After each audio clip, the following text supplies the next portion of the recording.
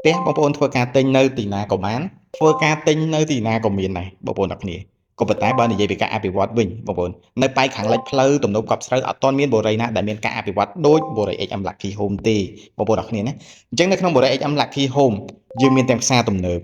មានទាំងស្ទឹងជីកទូកកាយ៉ាបងប្អូនឃើញហើយបាទអញ្ចឹងនៅកន្លងជុំវិញស្ទឹងជីកទូកកាយ៉ានេះបងប្អូនអាចដើរហាត់ប្រាណនៅពេលព្រឹកនៅពេលល្ងាចក៏បានផងដែរហើយបូរីរបស់យើងគឺមានការប្រគល់ផ្ទះមានការប្រគល់ប្លង់បាទជូនអតិថិជនជាច្រើនលើកច្រើនសារមកហើយបងប្អូន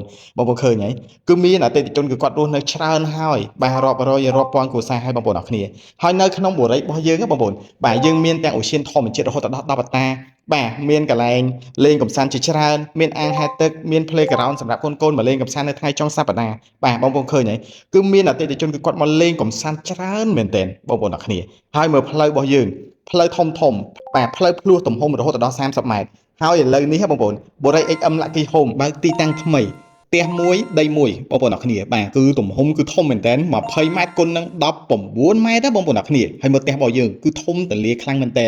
អញ្ចឹងបងដែលចាប់អារម្មណ៍បាទបងប្អូនដែលស្រឡាញ់បូរីដែលមានការអភិវឌ្ឍហើយស្រាប់បាទដូចដើមវីដេអូនេះបងប្អូនធ្វើការតម្លាក់លេខឥឡូវមកលក់ជូនបងប្អូនអរគ្នាត្រឹមតែ100000ជាងទេ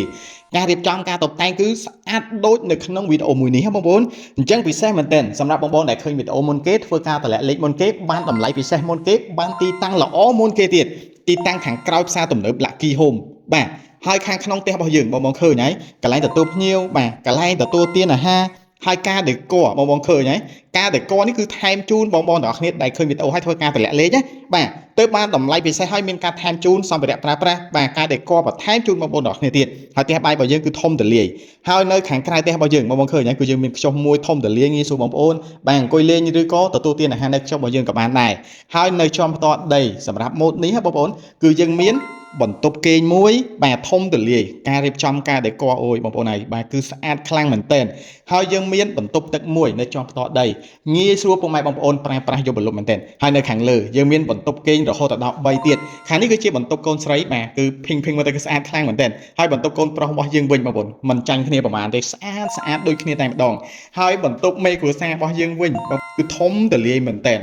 ធំទលាយការរៀបចំការតុបតែងមើលទៅគឺស្អាតខ្លាំងមែនទែនមានវេរ៉ង់ដាងាយស្រួលបងប្អូនអង្គុយសុបយកចលកាសនៅពេលល្ងាចឬក៏នៅពេលព្រឹកព្រលឹមអញ្ចឹងណាបងប្អូនបាទអញ្ចឹងសម្រាប់តម្លៃនិង promotion ពិសេសមួយនេះតើតែបងប្អូនធ្វើការតម្លាក់លេខនៅក្នុងវីដេអូមួយនេះទៅបានតម្លៃនិង promotion ពិសេសមួយនេះបាទពីខ្ញុំបាទដាវីសូមអរគុណនិងសូមជម្រាបលាបាទផ្ទះក្នុងក្តីស្រមៃនៅក្នុងបុរី HM Lucky Home